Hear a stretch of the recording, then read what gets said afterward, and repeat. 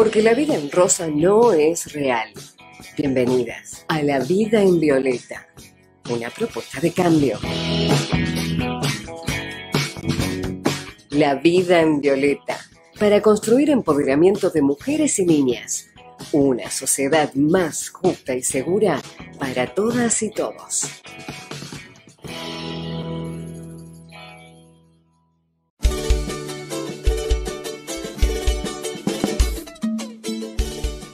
Hola, muy buenas tardes, bienvenidas y como digo siempre, ¿por qué no? Bienvenidos a una nueva emisión de La Vida en Violeta. Hoy tenemos un monográfico, como habíamos anunciado. Este monográfico tiene que ver con los hombres feministas. Soy Verónica Pereira Carrillo y vamos a reflexionar y debatir con un panel de lujo que luego voy a presentar.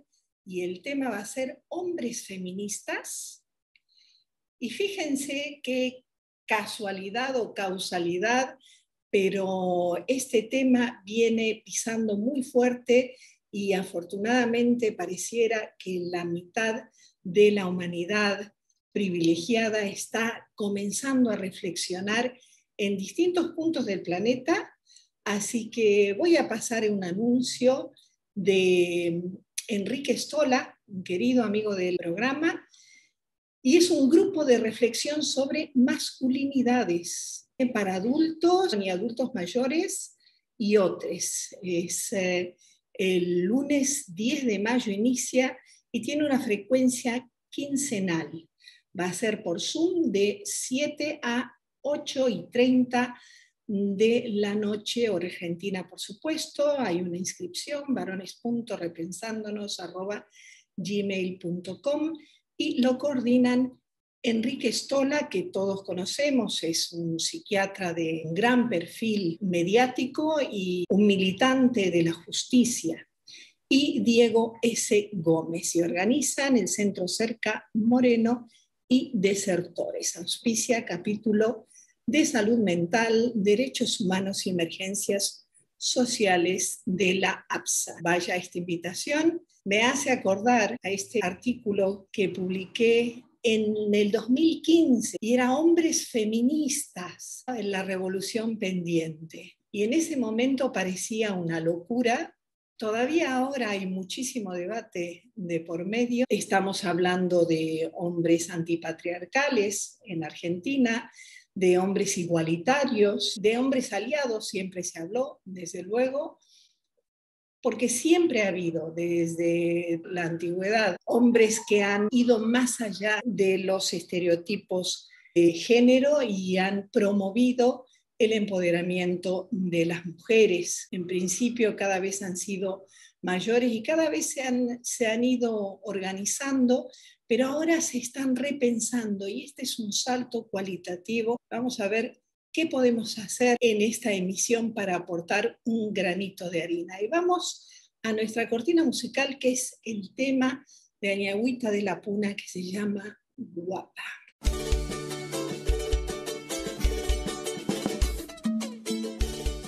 Quisiera dar la bienvenida a los participantes de nuestro panel, que es un panel de lujo, y vamos a comenzar por el artista, por Luciano Garbati. Luciano, qué gusto tenerte en La Vida en Violeta. Realmente nos vas a hablar de una obra que también ha causado mucho escándalo. No hay nada que escandalice más que la verdad, dice Oscar Wilde. Lisandro Teskiewicz, abogado, procurador porteño, un gusto tenerte también. Justo Fernández López, amigo, que se nos une desde Madrid, pobre, se queda hasta las 23.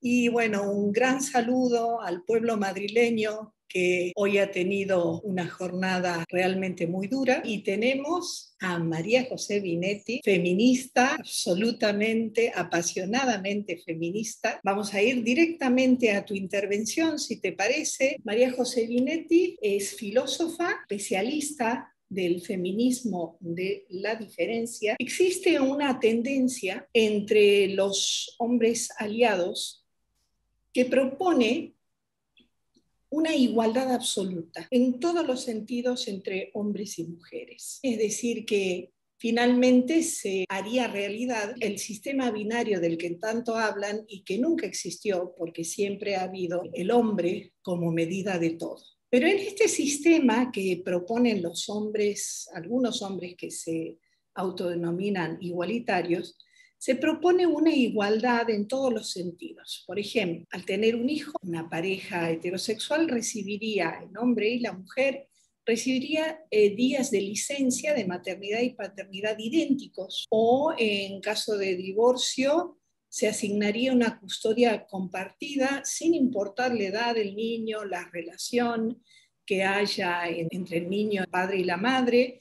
Se propondría una custodia compartida del 50%, en tiempos, en dedicación, en toma de decisiones. María José, ¿es posible esta igualdad absoluta? ¿Es deseable? ¿Es feminista? ¿Es posible borrar absolutamente toda diferencia entre hombre y mujer? Gracias, Verónica. Y gracias al panel por la posibilidad de estar acá con ustedes compartiendo nada menos que con tantos hombres. Me asustó un poco la invitación de Verónica, debo confesarlo, cuando me enteré el contexto en el cual iba a tener que hablar. Pero bienvenido sea el desafío. En primer lugar, como dijo Verónica, yo hago teoría feminista, soy filósofa, hago investigación en filosofía contemporánea y ahora feminista. Y dentro del feminismo, la línea que sigo es la del feminismo de la diferencia sexual. Con lo cual está más que claro que para mí el camino de la liberación pasa por la diferencia, no por la igualdad abstracta entre varones y mujeres. Otra pregunta que sería para otro programa es ¿de qué diferencias estamos hablando? Cuando hablamos de diferencia sexual, ¿de qué diferencia estamos hablando? Porque históricamente hemos sabido que la diferencia sexual fue una desigualdad, donde en realidad no hubo, como dice el feminismo de la diferencia, no hubo nunca dos sexos, hubo uno solo y el negativo. Hubo un sujeto, un modelo, un paradigma y la falta, la castración, la pasividad respecto de ese modelo. Entonces, el principio del feminismo de la diferencia es que nunca hubo diferencia sexual. Lo que hubo es un solo sexo, la falta y la desigualdad. Lo que propone el feminismo de la diferencia es justamente que haya diferencia, una diferencia en la igualdad, y que esos dos, que además son múltiples, que además son heterogéneos, son diversos, que esos dos sean en sí mismos dos potencias de creación, dos fuerzas activas, dos energías vitales creadoras, cuya unión también genera y también crea. Con lo cual, en ese sentido, yo tengo una visión bastante positiva de la masculinidad, en el sentido de, y de la unidad que puede surgir y la creación que puede surgir de esa unidad entre varones y mujeres, o entre mujeres y mujeres, o entre varones y varones, o entre madre e hijo, o madre e hija, que para mí es también una de las figuras de la diferencia sexual. La figura, para mí más importante, es la relación materno-filial. Pero digamos, básicamente lo que dice el feminismo de la diferencia es que hay un dos, que somos seres relacionales y que juntos somos creadores. Independientemente de qué dos hablemos, ¿no? Ese dos es análogo y se puede decir de muchas maneras. Por eso, desde ya que la igualdad abstracta, cuantitativa, para mí no es deseable, para mí es una estrategia más del patriarcado, sobre todo ahora que el patriarcado ha encontrado una manera igualitarista de hacernos desaparecer a las mujeres, o bien en esta estrategia de una igualdad numérica entre varones y mujeres, que es una manera de borrar la sexualidad femenina, de volver a borrar lo materno y todo lo que significa lo materno. Sabemos que el chico está 9 meses o la chica está 9 meses en el seno de la madre, sale y se apega a la madre. La madre tiene ahí no solo una función biológica, tiene una función cultural, social, una función de creación para ese chico que ella introduce en la cultura y ella introduce en la vida social. Esto de que la mujer es meramente un vínculo biológico y el padre viene a salvar al hijo de la fusión con la madre y a introducirlo en la cultura es el verso psicoanalítico clásico, que ya no lo creemos más. Acá yo creo en la fuerza materna, creo en que es la madre la que introduce en la cultura, y creo profundamente en el vínculo materno-filial. Ese vínculo es único, no lo puede reproducir el varón, y no da lo mismo, no hay una relación simétrica maternidad-paternidad, no la hay. Esto no quiere decir que el varón y su paternidad no tengan también una función muy importante, que los varones dirán cuál es, yo no la conozco, pero yo sí conozco la función materna porque además soy madre. A mí el 50-50 no me va. Creo que acá no hay un 50-50 donde mitad uno y mitad el otro. Creo que esa es otra estrategia de subordinación igualitaria, pero en definitiva es otra estrategia de subordinar la autonomía femenina o la autonomía materna al otro 50 que tiene que estar para podernos apoyar y para podernos emancipar. No, acá es un pleno y pleno. La autonomía femenina, la autonomía materna es un pleno, y las mujeres tenemos que aliarnos entre nosotras, tenemos que reclamarle al Estado, y tenemos que generar nosotras nuestra propia autonomía. Si al lado hay un varón que apoya, perfecto, si no, igual lo podemos hacer. El 50-50 creo que no es reproducir esta idea de la media naranja otra vez, ¿no? Este cuento de la media naranja. Y en realidad somos dos plenos, somos dos potencias plenas que juntas podemos mucho más, pero si estamos separadas también podemos mucho. Esto del 50-50 me parece que se lo escuché decir a una abogada. Viene un poco es una estrategia con la cual algunos hombres parece que quieren zafar de la cuota alimentaria, quieren zafar de esa carga económica, de esa demanda económica que tienen respecto de la maternidad. Siempre sabemos que lo económico ha recaído en las espaldas de los varones, y parece una medida igualitaria bastante cómoda para zafar algunas veces de esa cuota o de esa carga económica que tienen los varones. Para mí es una estrategia de borrado. Hoy estamos en una época donde la mujer se sigue borrando, se sigue disimulando con otros argumentos. Del igualitarismo, para mí, este igualitarismo abstracto que desconoce la especificidad de la mujer. Con esto no quiero decir que haya un determinismo biologicista, no, hay una potencia de creación que la mujer la gestiona como quiera, la puede gestionar de muchas maneras, se puede ser madre de muchas maneras. Yo de hecho soy madre, digamos, soltera, y mi hijo lleva mi apellido, y la verdad que vivo una maternidad plena, y el padre de mi hijo también vive su paternidad también a pleno, pero quiero decir, eso es lo que se viene a borrar, esa potencia de lo femenino, es lo que se vuelve a borrar ahora que todos somos autopercepciones y que ser mujer es una autopercepción. Entonces, como ser mujer es una autopercepción que no tiene ninguna especificidad, sino que los varones también pueden autopercibirse mujeres y con un cuerpo eyaculante y aportando su material genético masculino pueden ser mamás de repente. Entonces, en esa ideología igualitarista se vuelve a borrar lo femenino y se vuelve a borrar que somos las que creamos humanidad. Entonces, desde mi punto de vista, no es deseable en absoluto. No quiero robar más tiempo, puedo seguir hablando. No es deseable el igualitarismo entre varones, ni entre mujeres tampoco, porque todas somos distintas. Absolutamente de acuerdo, vos sabes que estoy absolutamente de acuerdo, María José. Tenemos 3 hombres, tenemos un hombre que ha afirmado muchas veces que hay que escuchar a las feministas y que los hombres deben escuchar a las feministas, como es Justo Fernández López, quien tiene el nombre mejor puesto del mundo porque es un hombre con un sentido de justicia enorme. Luego tenemos a Lisandro Teskiewicz, que no se asume o no se declara feminista. No hay que declararse feminista, el feminismo no tiene carnet, pero estamos hablando de aportes, ¿no?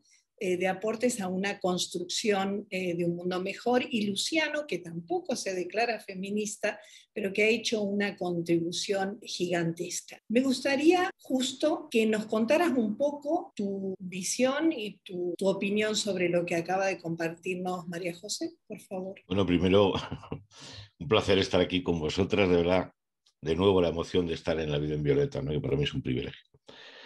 Yo primero tengo que aplaudir o adherirme o no quitar ni una sola coma de lo que ha contado María José, ¿no? Y ahora voy a trasladarlo aquí a la realidad de España, que es muy significativo también. Sí me gustaría decir, Vero, que no, nunca se me habréis oído que yo me llame hombre feminista. No seré yo el que cometa esa temeridad, que considero temeridad y considero impostura. Lejos de mí. Otra cosa es que algunas mujeres feministas me han llamado hombre feminista, que esto es completamente distinto, ¿no? Lo digo porque precisamente este es el asunto. El asunto es esta capacidad, que ya recordad que mi trabajo y mi labor tiene que ver con problematizar la masculinidad, con complejizar la masculinidad, entendiéndola como ese constructo personal, social, educacional, que forma parte, que es la parte opresora del dispositivo de sexo-género. Esa es la parte que a mí me ocupa y me preocupa de la masculinidad. Todo lo demás que tiene que ver con masculinidades diversas, masculinidades neomasculinos y todos estos nuevos posmodernismos, para mí no tiene ningún interés. Porque el objetivo, de alguna manera, incluso también podríamos hablar de este encuentro, sería tratar de trabajar como hombres en lo que el feminismo, en particular el feminismo radical, nos está señalando, que es que dejemos de oprimir a las mujeres, dejemos de explotar a la mitad de la sociedad, dejemos de violentar la mitad de la sociedad. Es dejar de oprimir, no ser igualitario, que esto es una trampa que los hombres habitualmente, nuestra masculinidad avefénica, mimética, capaz de rearmarse una y otra vez, llevamos así siglos, somos expertos. Expertos en apropiarnos y hacer nuestro, borrando la realidad, como bien decía María José, la realidad completa de la mujer, ¿no? Y esto lo hemos hecho y lo estamos haciendo ahora, ya lo sabéis, que ahora somos capaces de hacer discursos alrededor de lo que es el género, ¿no? Y esto, detrás de esto está una masculinidad efénica, como digo, ¿no? Fijaros, enlazando muy rápido con lo que decía María José, ¿sabéis lo que está pasando en España? España, el 1 de enero de este santo año que vivimos, hemos aprobado los permisos de paternidad intransferibles, 16 semanas de vellón que los muchachos padres nos concedemos intransferibles. Pero coincide que es exactamente el mismo tiempo de permiso remunerado, irrenunciable, que el de maternidad. ¿Qué ocurre? Que en este país tenemos el mayor permiso de paternidad de toda Europa, a la vez que tenemos el más reducido permiso de maternidad de toda Europa. Dicho de otra manera, en vez de los hombres apostar por ampliar las condiciones de la maternidad, apoyar la maternidad en el sentido de mayor soporte social, mayor acompañamiento social, hemos preferido trabajar en darnos a nosotros un permiso de paternidad más amplio.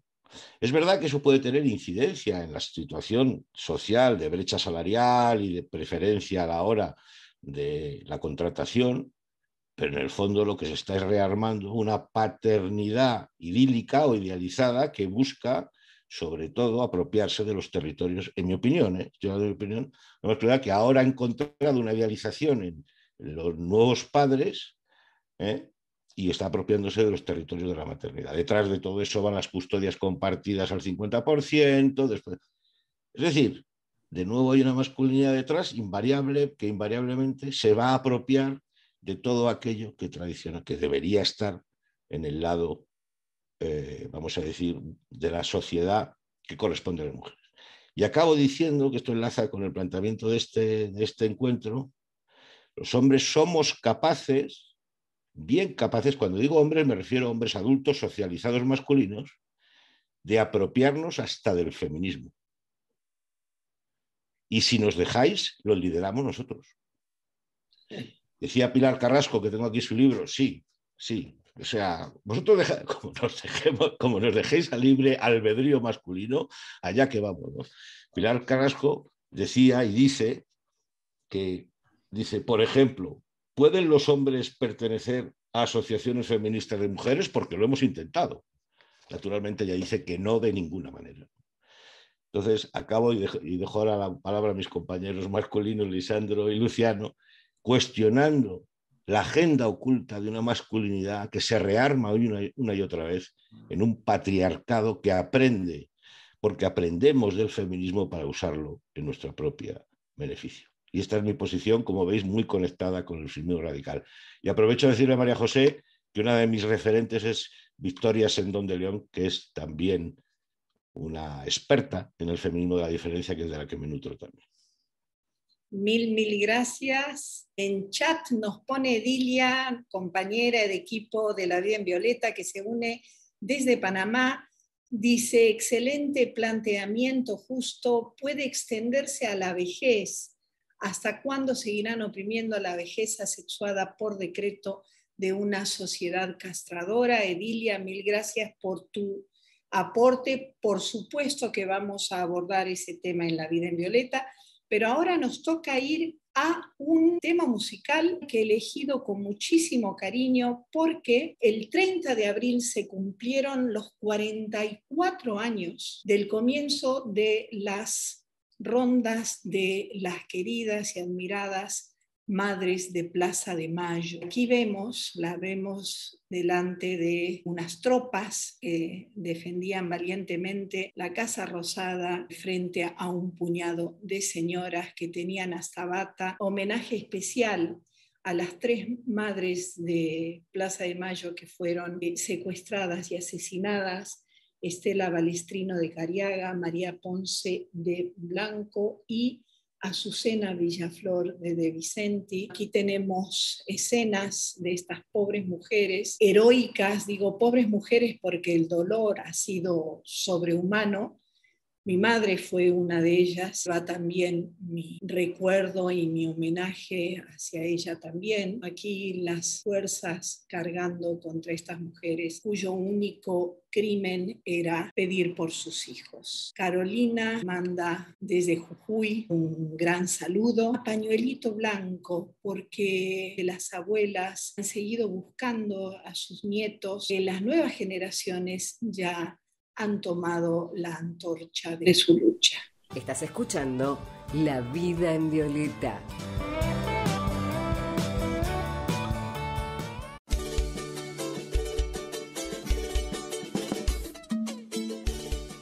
Pañuelito blanco, un homenaje a las madres y abuelas de Plaza de Mayo. Me gustaría ahora contar con el aporte de Lisandro Teskiewicz, que es abogado, como dije anteriormente, que es auditor de Cava y que ha tenido una actuación que ha sentado precedentes, ha sentado jurisprudencia, un avance en los derechos humanos en general y los derechos de las mujeres en particular, sino también un aporte que yo creo que va a ser imitado no solo en los otros foros de Argentina, en otras cortes de Argentina, sino en el mundo. Me estoy refiriendo, por supuesto, al caso de Marian Gómez. Y de ahí seguimos con los aportes de los hombres, que se declaren feministas o no, para construir una sociedad más justa para las mujeres y mejor para todas y todos. Lisandro, tienes la palabra. En primer lugar, Verónica, muchas gracias por la invitación. La verdad que es un honor estar en este panel.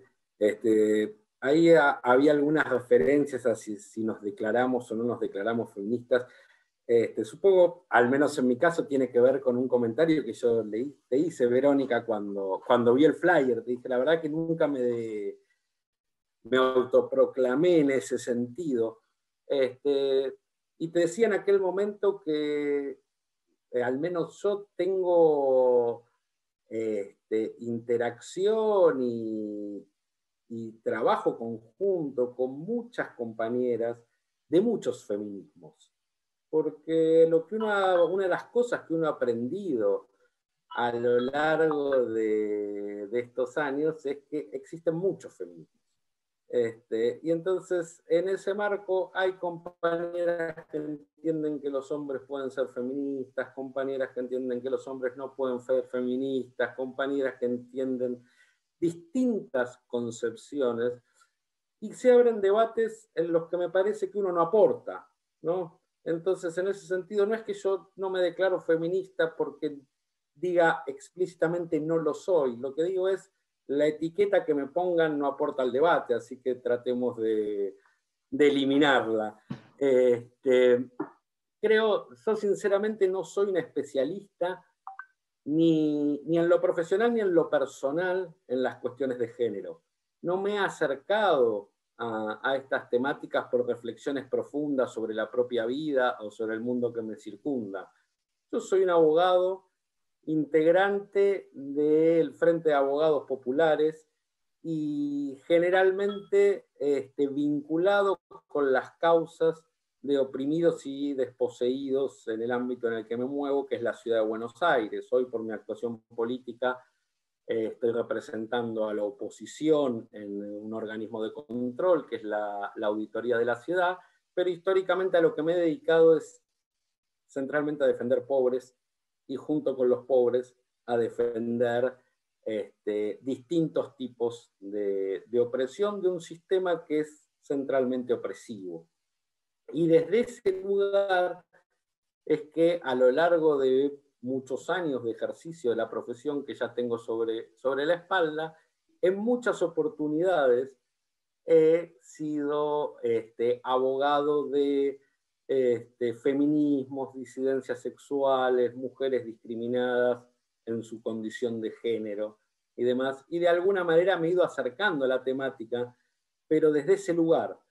Y debo reconocer, sin grandes reflexiones sobre la propia masculinidad o sobre nuestro rol en esto.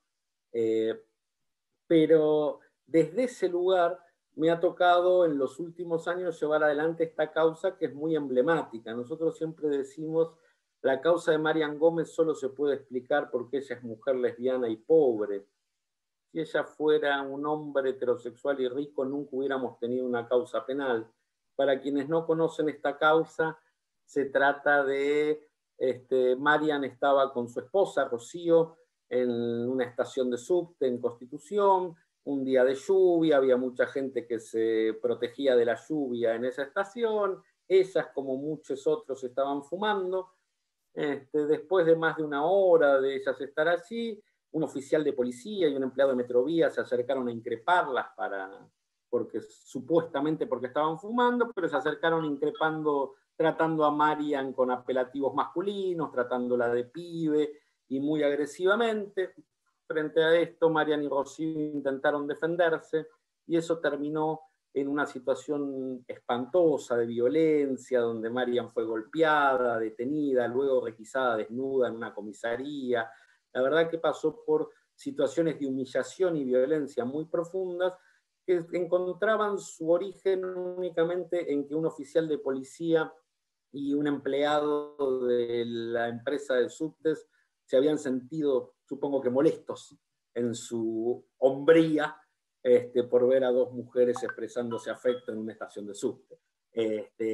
Y lo grave de la situación, digo, si no fuera ya grave todo esto que pasaron en aquel 2 de octubre del 2017, Marian y Rocío, es que luego el Poder Judicial de la Argentina le fue dando convalidación ese accionar, y primero la procesó a Marian por resistencia a la autoridad, luego la condenó a 1 año de prisión en suspenso, y tuvimos que pasar 4 años de proceso y llegar hasta el máximo Tribunal Penal de la Nación, a la Cámara Nacional de Casación Penal, para que nos diga que Marian y Rocío no habían cometido ningún delito siendo quienes son en la vía pública. Cualquier acción del Estado que nazca de una discriminación es ilegítima y que contra el accionar ilegítimo del Estado las personas tenemos derecho a defendernos, y que Marian podía defenderse de esa agresión violenta y brutal de un policía. Te digo esto como contexto. pero la verdad que el programa de hoy tiene más que ver con esto de las reflexiones sobre qué nos toca a nosotros, a los varones, Yo en los últimos años he aprendido en gran medida por mis hijos. Tengo un hijo de 20 años, una hija de 19, ¿no? He aprendido que yo soy un varón cis, cosa que nunca había sabido de mí mismo, ¿no? Y he aprendido también que tenemos una cantidad de responsabilidades en nuestra propia forma de vivir estos vínculos de género que hacen a la reproducción de ciertas formas de la opresión. Yo recuerdo que te entrevisté en el 2018 porque recién habían condenado a Marian y las organizaciones feministas se habían movilizado muchísimo, y ya en ese momento había un sentimiento de que debían ponerse las cosas en su lugar, porque aparte era otro momento político, había un gobierno más de derecha en ese momento y podía ser el comienzo de una escalada discriminatoria. Que hay avances y retrocesos, porque siempre se piensa todo lo nuevo es un avance. Eso no es así, sino en estos momentos el patriarcado ya estaría sepultado, sería historia, lo estaríamos estudiando en los libros de historia. A nivel sistema judicial, lo que hiciste, la acción reivindicativa para una mujer lesbiana y pobre, es un gran aporte, ¿no? Hace pocos días, hablando con colegas tuyos en otro medio, me preguntaban cómo se llega a este fallo. Y yo le decía, principalmente teniendo a Marian como representada. La verdad es que en gran medida, y yo voy a ser sincero, lo primero que le dije a Marian cuando salimos de la comisaría y obtuvimos su libertad en aquel momento, en el mismo 2 de octubre del 2017, a las 9 de la noche, fue: aceptemos una probation, terminemos esto porque te van a perseguir de manera salvaje. Y Marian dijo: no, yo no hice nada, yo no tengo que ponerme a prueba de nada, no debo demostrarle a la sociedad que soy nada, porque solo me persiguen por ser quien soy.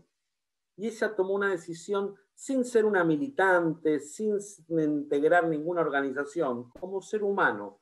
Tomó una decisión muy profunda, que tuvo costos altísimos. Estar 4 años sometida a procesos, ser condenada, tiene costos personales muy altos, pero que ella sostuvo en su idea de: no es justo que a mí me persigan por ser quien soy. Y creo que desde ahí es de donde quienes no venimos en una tradición del feminismo, quienes venimos desde ser varones cis, que recién hoy nos descubrimos como tales, etcétera, etcétera, nos vamos acercando a las reflexiones sobre este proceso. La idea de ser capaces de entender que la configuración del patriarcado tiene que ver con si se quiere, la forma más estable de la opresión a lo largo de los siglos. Hemos ido cambiando cuáles son los mecanismos de opresión social y económica. Sin embargo, hay un mecanismo de opresión cultural que es constante a lo largo de ciclos distintos de procesos políticos, económicos, sociales, que es este mecanismo de la opresión de la mitad de la población por la otra mitad. Que el primer libro de derecho penal, de derecho procesal penal, podríamos decir, que conozca a la humanidad, sea El martillo de las brujas, sea un manual editado por la Inquisición para perseguir a la mitad de la humanidad, no es un detalle menor.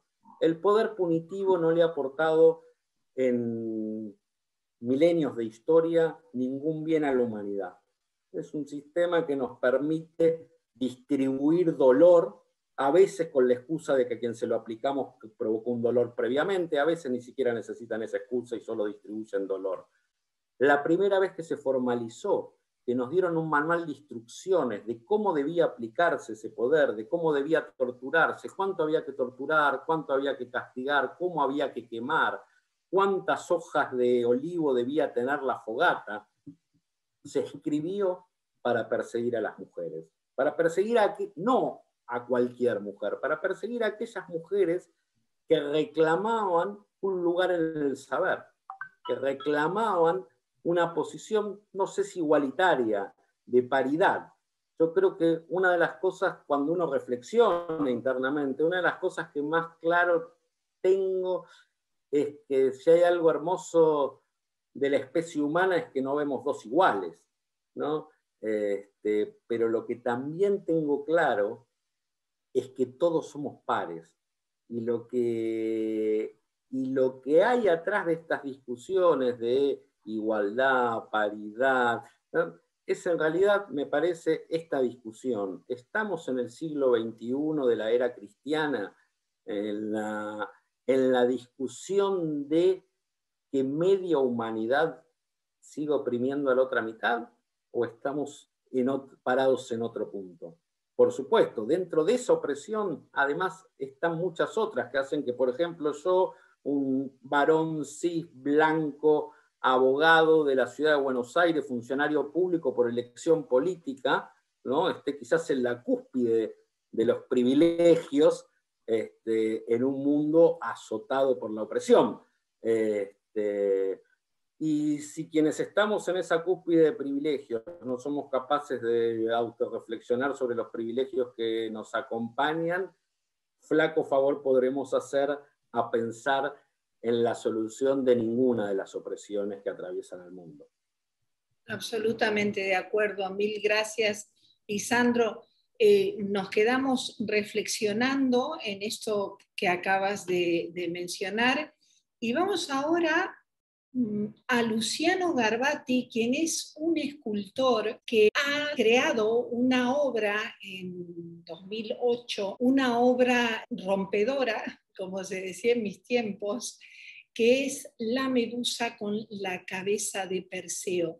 Y este es un aporte feminista y de pronto mucha gente del movimiento Me Too, yo también, lo ha tomado como un símbolo. De hecho, en la prensa, ya vamos a ver otros artículos de prensa en donde dice la escultura del Me Too. Pienso en un hombre que no es feminista, pero que de pronto ha hecho una obra emblemática. En estos momentos, esta escultura está enfrente a la Corte Penal de Nueva York. Me gustaría, Luciano, si nos puedes hablar de este aporte desde el arte a una reflexión sobre justamente la justicia, el sistema judicial. Contanos un poco sobre cómo surge esta obra y cómo va tomando vida propia, como toda obra de arte mayor. Antes que nada, buenas noches a todos y agradecer la invitación.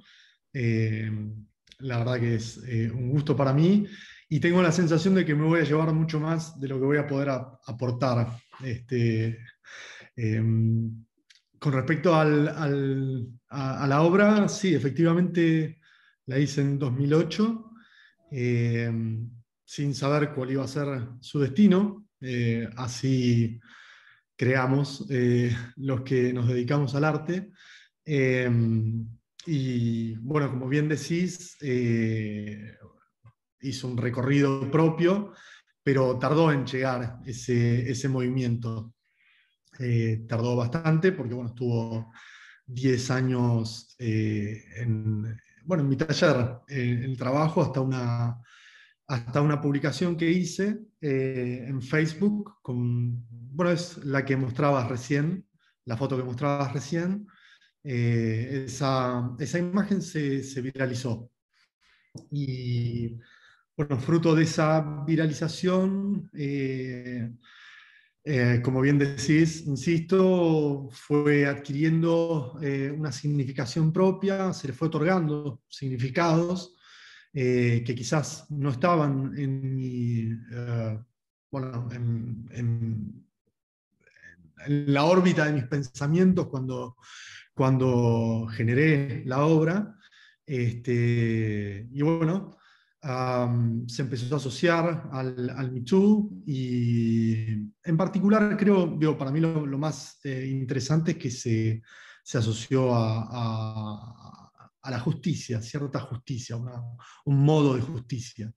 Y eso, bueno, derivó en la posibilidad de llevarla justamente a Nueva York. Fueron 2 instancias. La primera fue con la obra original, que es de resina, es la foto que vos mostraste, y después con la posibilidad de hacer una copia de esa obra en bronce, que es la que hoy está expuesta frente al tribunal, la Corte Criminal de la ciudad de Nueva York.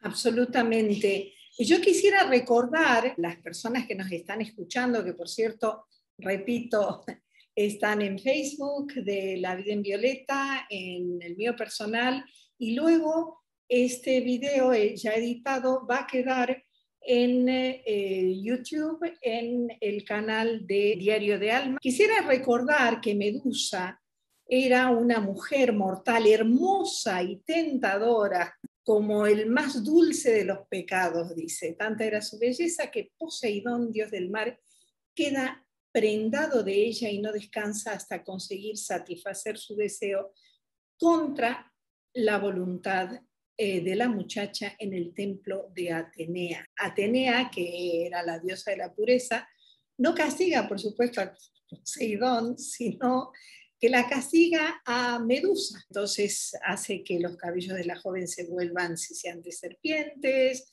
sus ojos de una intensidad tal que si los miras fijamente te vuelves de piedra, etcétera, etcétera. A pesar de haber sido convertida en monstruo, hacía valer su andar provocador y sensual e hipnotizaba casi tanto como su mirada. Vamos a ponerla a la cultura porque es hermosísima. He estado leyendo algunas críticas de gente que ignora este mito porque es tan hermosa, no debiera ser, que debiera ser una mujer real. No, es que el mito es justamente eso. No satisfecha con haberla hecho un monstruo, Atenea envía a Perseo para que la mate, ¿no? Para que corte la cabeza.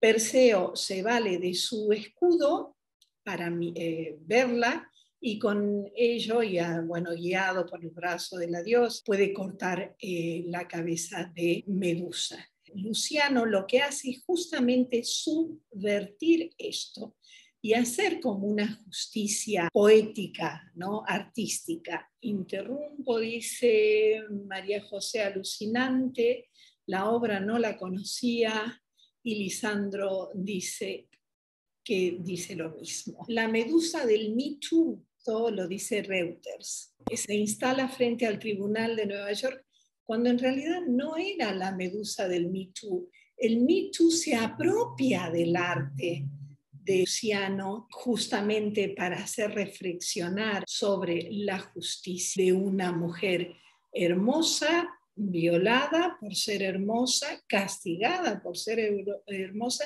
y asesinada por ser mujer y hermosa. Y hace repensar y hace reflexionar esta obra.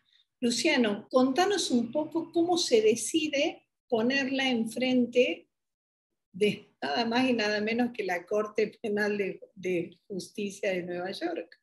¿Y por qué? En 2019, después de la primera muestra que hicimos, se nos dio la posibilidad de hacer una copia en bronce en tanto en cuanto consiguiéramos un lugar para la escultura. La persona que me convocó es un artista que se llama Beck Andersen. Estaba al tanto de un programa que tiene la Administración de Parques de la Ciudad de Nueva York, que ofrece a los artistas presentar sus trabajos para ser expuestos después de un proceso de selección en espacios públicos de la ciudad. Bueno, aplicamos a ese programa y yo salí a la búsqueda de un lugar posible para esa escultura en particular. Recorriendo las plazas del sur de Manhattan, me encontré con esta plaza, se llama Collect Pond Park, que estaba rodeada de edificios que yo no la conocía, ¿no? De hecho no es un lugar muy turístico, digamos. Rodeada, decía, de edificios del Poder Judicial. Y en particular la Corte Criminal tiene una leyenda, que es una cita de Jefferson, que dice algo así como igual y exacta justicia para todos los hombres, más allá de su credo y condición. Y cuando noté todos los hombres, all men, me pareció que era muy oportuno que estuviera en ese lugar. Me parecía significativo que pudiera estar en ese lugar. Presentamos el proyecto y ya te digo, después de, creo que fueron 3 meses más o menos, el proceso de selección, nos otorgaron ese lugar. Más adelante me enteré que en ese edificio en particular iban a llevar a cabo el juicio a Weinstein.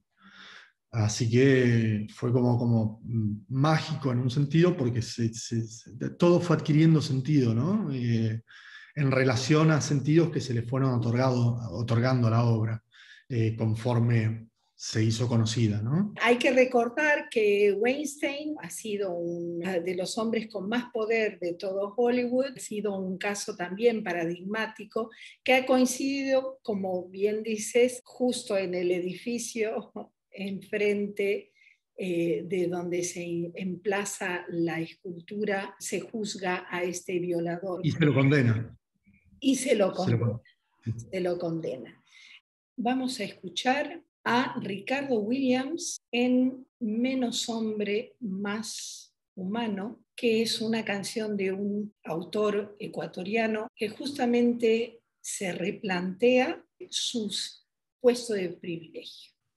Escuchábamos entonces a Ricardo Williams con Menos hombre, más humano, y vamos ahora a nuestro último segmento. Estás escuchando La vida en violeta.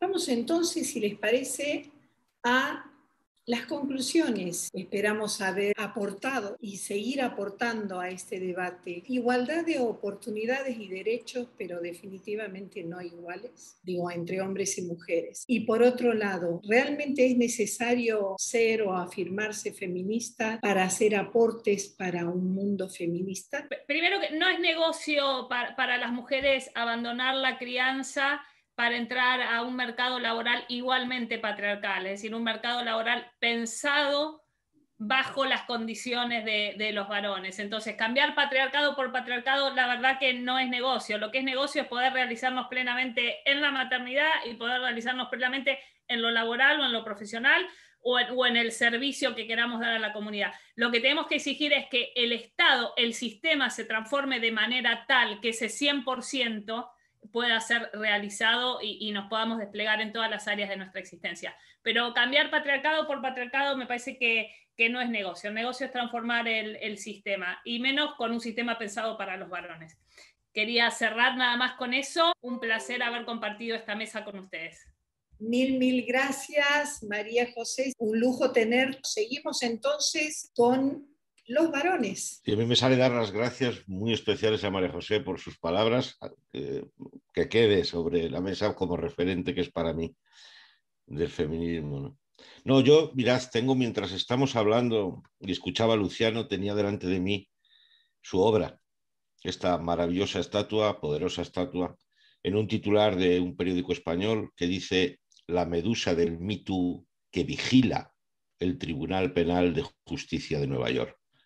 La estatua del artista argentino Luciano Garbati le da la vuelta a este trágico mito, ¿no?, griego. Me gustaría conectarme con Luciano y agradecerle, ¿verdad?, esta imagen tan potente, que yo me voy a permitir también, como cierre, si queréis, interpretar a mi manera. Luciano, como buen artista, sabe que una vez que has creado la obra, ya es también obra del que mira, obra del espectador que interpreta, ¿no? Perdóname, justo, perdóname, es el mejor sentido que puede tener una obra, sin lugar a dudas. Ahí está, ¿no? Y desde ahí, desde la emoción, me gustaría usar o elevar esta obra de Luciano a una mirada utópica, ¿no? Sabéis que la utopía es un camino a seguir, que uno trata de alcanzar, ¿no?, de la manera en que lo siente así, y desde la responsabilidad de formar parte de las soluciones y dejar de formar parte del problema. Y mirad, lo que veo en la obra de Luciano es al feminismo, representado por una mujer en toda su materialidad, como decía María José, sin ninguna posibilidad de interpretación por parte de los hombres, de borrado por parte de los hombres. Una realidad material contundente relacionada con la diversidad, con la identidad, perdón, con la diferencia sexual también y de la maternidad, todos los elementos que están asociados a esa representación material de la mujer, delante del Palacio de Justicia y haciendo justicia. Y yo lo que considero que tiene en su mano derecha es precisamente derrotada la masculinidad, entendiendo por masculinidad el mecanismo opresor de la otra mitad de nuestra sociedad. Masculinidad en todas sus formas. Decía y dice el feminismo, y me quedo con esta frase: la revolución será feminista o no será, que para mí sería como decir, en la interpretación sobre la masculinidad, la revolución será feminista o será más de lo mismo, más masculinidad, más opresión. Recordemos que el padre de todas las opresiones es una masculinidad explotadora sobre la mitad de la humanidad. Serían mis palabras para cerrar. Mil gracias, Justo. Por ahí un poco en línea de lo que decía Justo, digo, de las dos reflexiones estas que pedías.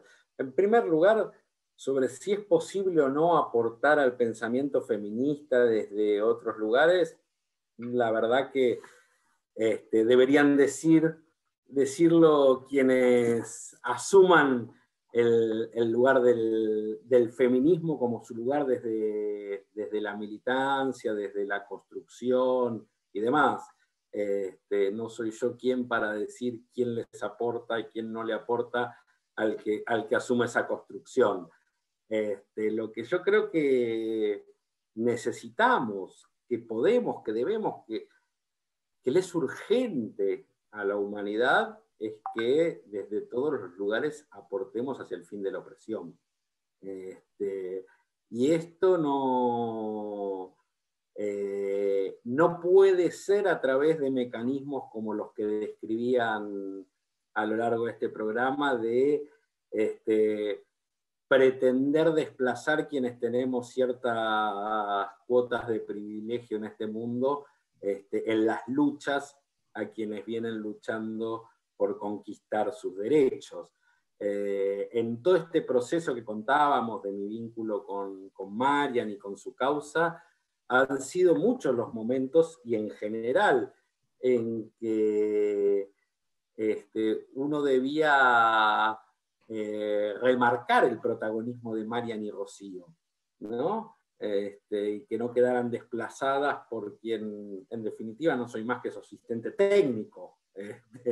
Sin embargo, en muchos lugares, incluso en muchas entrevistas sobre la temática, ¿no?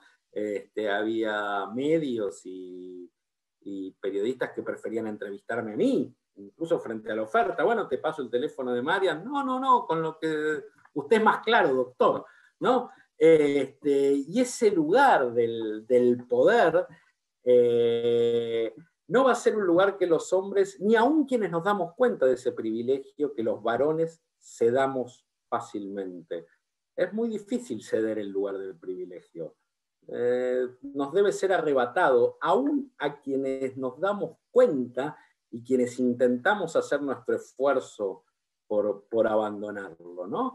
Pero perdón que te interrumpa, creo que los aportes pasan por ahí, por reconocerlo, por profundizar y por poner nuestro esfuerzo en el fin de la opresión, y por corrernos del lugar de la resistencia de un privilegio, ¿no? Si lo logramos o no, solo la historia nos lo podrá decir.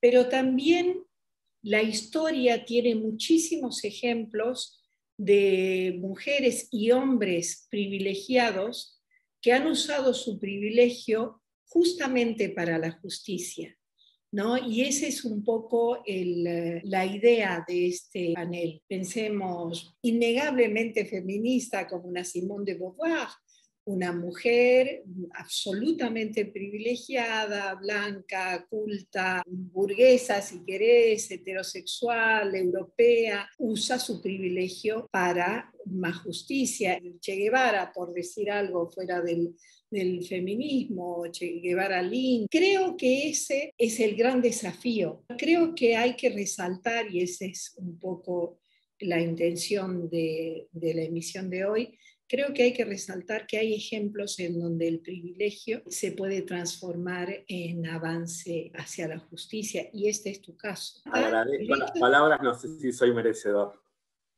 Y me encanta justamente esa humildad, ¿no? De decir, no me tendrías que estar entrevistando a mí, sino a Marian y a su esposo. Y es un gran motivo de esperanza, ¿no? Y de alegría, la verdad, te lo agradezco. Aquí están diciendo, Edilia dice, digo que la revolución será un feminismo de vejetudes o no será. Uno de los tantos, exactamente, uno de los tantos.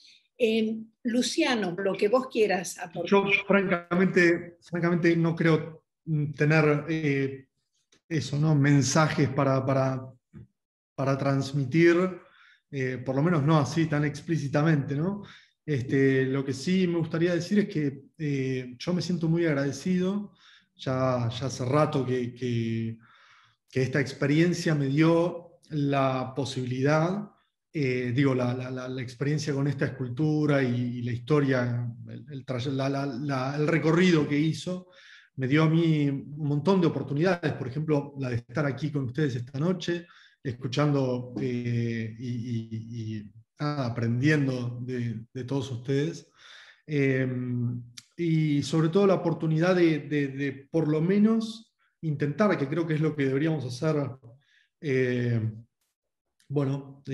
todos los hombres, intentar reconocer, por un lado, todo lo tóxico que hay en este dispositivo que finalmente es la masculinidad, en función de la opresión, ¿no? En particular.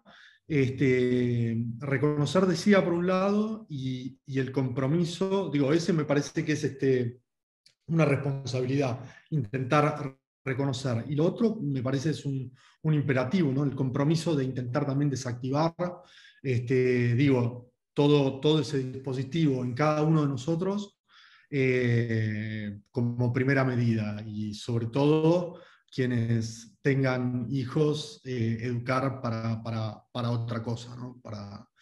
Para el despliegue, como decía María al principio, ¿no? De esas potencias creadoras que somos en la diferencia, ¿no? Tanto masculino, femenino, da igual. Así que yo agradecido por esta oportunidad. Mil gracias. Y bueno, ya ahora sí nos tenemos que ir. Mil gracias a todos y todas las que han hecho posible esta emisión. Mil gracias a María José, por supuesto, a Justo, a Luciano, a Lisandro, a Carolina y a Edilia, que nos han acompañado, a todos los que nos han acompañado en Facebook Live y a todos los que nos mirarán en Facebook. Nos vamos yendo, pero quiero decirles que la próxima emisión de La Vida en Violeta va a tener como protagonista al divorcio conflictivo, ¿no? Y las dificultades y las soluciones para las mujeres y sus hijos. Vamos a escuchar a Laura Franco, abogada de familia, abogada con perspectiva de género, profundamente feminista, y a Sonia Vaccaro, psicóloga especialista en el terrible arma del patriarcado que es el inexistente síndrome de alienación parental, SAP, con violencia vicaria. Y vamos a tener una madre protectora, una sobreviviente de divorcio conflictivo. Mil gracias por habernos acompañado esta tarde. Un abrazo a todas y a todos. Soy Verónica Pereira Carrillo y nos vemos en la próxima edición de La Vida en Violeta el martes 11. Esto fue La Vida en Violeta, una propuesta de nuevos enfoques, iniciativas y empoderamiento. Te esperamos todos los martes.